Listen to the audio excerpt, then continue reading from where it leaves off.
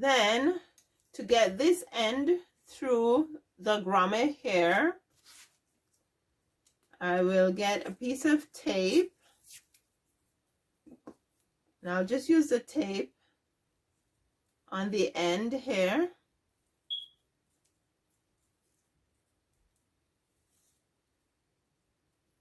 Now I have a point. I can put the cord through. There we go. Pull it right through from the back to the front, and then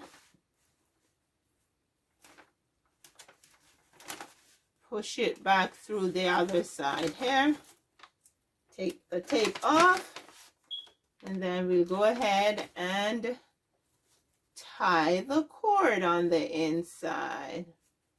You could do this, or you could make a knot over here and a knot over here on the inside.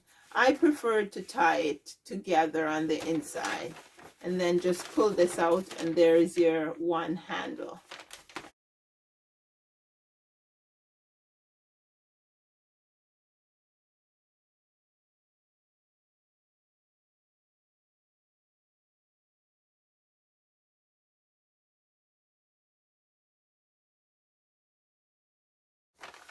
Pull it in, and there is your bag.